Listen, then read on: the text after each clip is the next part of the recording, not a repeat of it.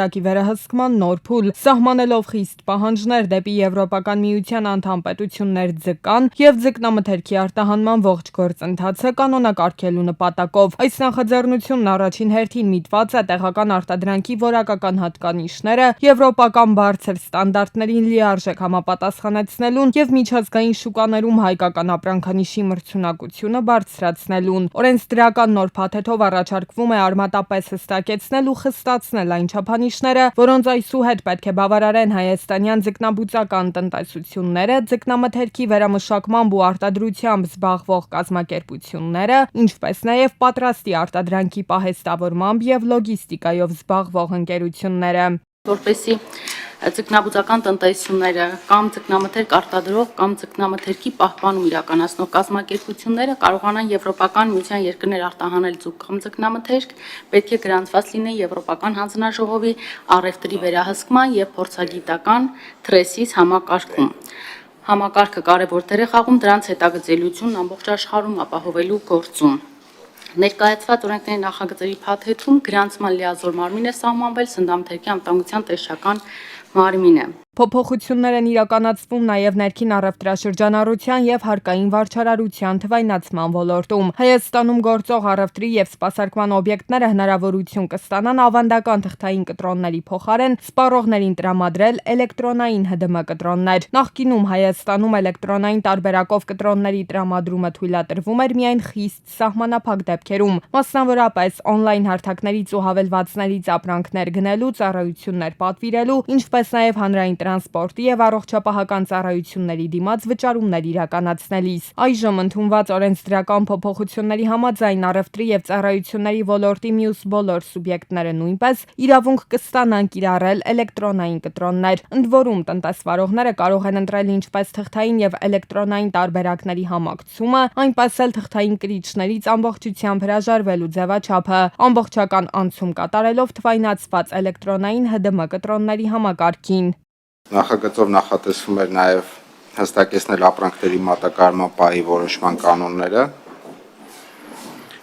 համապատասխանեցնել էլեկտրոնային ՀԴՄ-ի և սովորական որպես սարք ՀԴՄ-ի կարգավորումները։ Թվայնացված էլեկտրոնային կտրոնները կարող են գործածվել նաև B2B վաճառքների ու գործարքների իրականացման ժամանակ, ունենալով իրավական նույն հիմքերն ու կշիռը, ինչ ավանդական թղթային կտրոնները։ Որպես պարտադիր պայման էլեկտրոնային կտրոնի վրա հստակ պետք է նշվեն ինչպես ուղարկողի, այնպես էլ ստացողի, որպես հարկ վճարողի անվանումը և հաշվառման համարը։ Ազգային ժողովում վերջնականապես ընդունվելու դեպքում օրենսդրական այս օրինագիծը նախատեսվում է գործողության մեջ դնել 2027 թվականի հունվարի 1-ից։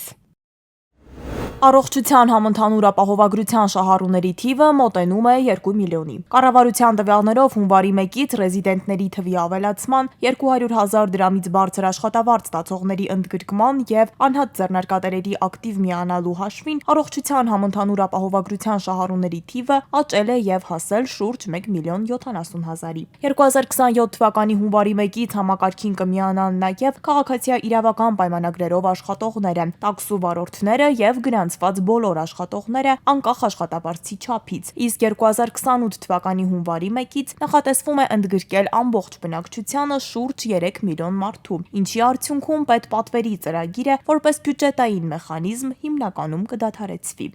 1,700,000 հոգուց ուրեմն ծառայություններից օգտվել է 842,750 անձ։ Մատուցված ծառայությունների թիվը 8,399,491 է։ Բժիշկների վարձատրության նոր մեթոդաբանությունը, որը կապվում է պացիենտների թվի հետ, լուրջ հարցեր է առաջացրել։ Կան ոլորտներ, որտեղ սպეციფիկայից ելնելով օրվա ընթացքում այցելուների թիվը քիչ է, իսկ այլ բաժիններում, ինչպես ասում են, բժիշկները քիչ սրբելու ժամանակ չունեն։ Սրանից հետևություն, որ բժիշկների մի մասը նախկինի համեմատ վճարվում է ավելի շատ, մյուսները հակառակը։ Իրականում սա առաջնային բուժօգնության համակարգի աշխատանքի մեխանիզմի փոփոխման հետևանք է։ Մենք անցել ենք արդյունքային աշխատավարձի տրամաբանությանը։ Բժիշկը, նեղ մասնագետը, եթե չի սպասարկում եւ որևէ պացիենտ օրվա ընթացքում չի ունենում, այո, նա աշխատավարձի առումով կունենա բարդություններ։ Կամ եթե աշխատում է 3 ժամ օրինակ, այո, նրա աշխատավարձը ըստ էության չի կարող երևի թե բավարարել։ ամբողջ ծանրությունը վերցվել է մեղ մասնագետներից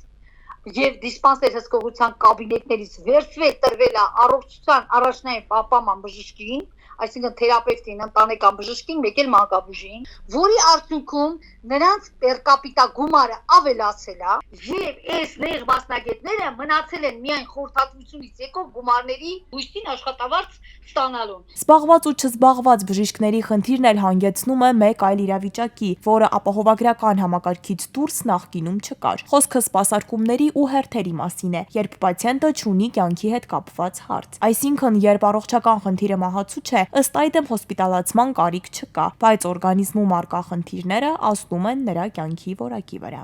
Այո, մենք ունենք թերապևտներ, ովքեր որ շատ պահանջված են, եւ այո, նրանց մոտ կարող է անհատ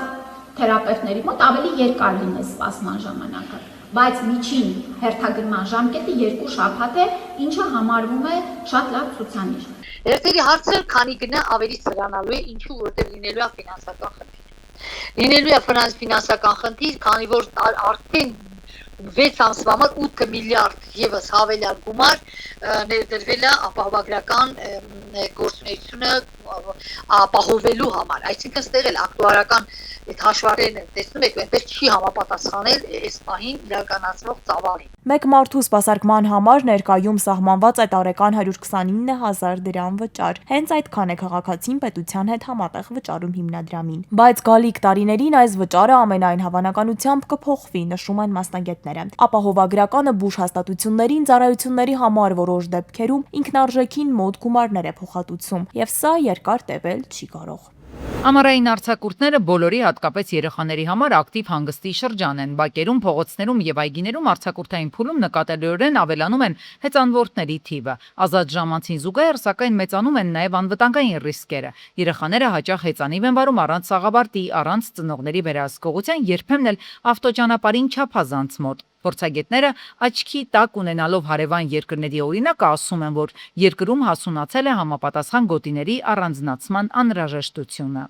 Ծրագրեր կան Երևան քաղաքի համար, որտեղ որ նախատեսված է 23 կիլոմետր հեծանվային գոտի երկկողմանի։ Այսինքն դրանով դու պաշտպանում ես այն մարդկանց, ովքեր ցանկանում են երթևեկել հեծանվով։ Որը կարծում եմ իշա բոլորիսա, որտեղ դա նպաստում է թե անվտանգ երթևեկությանը, թե բնապահպանությանը, թե նաև խցանումների դեմ պայքարի։ Փորձագետները վկայաբերում են անվտանգ համակարգային մոտեցումը, որը ենթադրում է ճանապարհային անվտանգության եւ տրանսպորտային պլանավորման գլոբալ ռազմավարություն, որի նպատակը մահացու կամ ծանր վնասվածքներով ճանապարհատրանսպորտային պատահարների լիակատար վերացումն է։ Մոտեցման ելակետում այս դիտարկումն է, մարդիկ թույլ են տալիս սխալներ, իսկ համակարգը պետք է կառուցված լինի այնպես, որ այդ սխալները չհանգեցնեն մահվան կամ ծանր հաշմանդամության։ Մասնագետները կարևորում են ոչ միայն երեխաների կողմից դրսևորվելիք զգուշությունը, այլև վարորդների պատասխանատու վարքագիծը։ Պատրաստել այնպես վարորդ, այնպես հետիոտը, որը որ նախապես իմանա վտանգների մասին եւ կանխի դա, այսինքն վարորդ, որը որ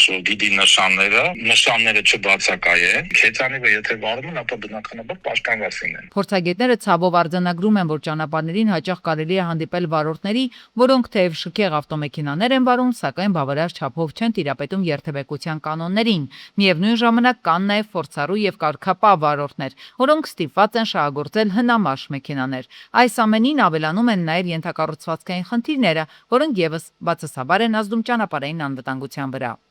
Մինչև 14 տարեկանը երեխաները իրավունք չունեն հեծանիվը քշեն փողոցում։ 14-ից հետո հակառակն է, օրենքը ասում է, որ հեծանիվի համար, եթե չկան հեծանվողներ, պետք է քշեն ճանապարհի աջ եզրով։ Փորձագետների դիտարկմամբ քիչ չեն դեպքերը, երբ հեծանվորդները փողոցը հատում են թույլատրելի հատվածներով, սակայն առանց հեծանիվից իջնելու, ինչը երթևեկության կանոնների խախտում է։ Նրանց գնահատմամբ այս ուղղությամբ վերահսկողությունը բավարար չէ։ Մասնագետները նաև առաջարկում են ուսումնասիրել եվրոպական փորձը։ Շատ երկրներում, հատկապես վերելքներով ճանապարհահատվածներում ավտոբուսները համալրված են հեծանիվների տեղափոխման համար նախատեսված հատուկ հարմարանքներով։ Նրանց կարծիքով նման լուծումը որպես հեծանվային ենթակառուցվածքների զարգացման եւ կայուն տեղաշարժը խթանելու միջոց կարելի է կիրառել նաև Հայաստանում։ Մայրաքաղաքում մի խումբ երիտասարդներ չեն հասկացել իրար վիճել են Էրեբունի ամրոց ռեստորանում, հետո շարունակել դրսում, որը վերածվել է ծեծկրտուքի։ Հենց այդ ժամանակ է, որ ծառայություն կատարող ոստիկանության բարեկային ծառայության Երևան քաղաքի գնդի երկրորդ գումարտակի առաջին վաշտի պարեկներն են նկատել տեղի ունեցողը։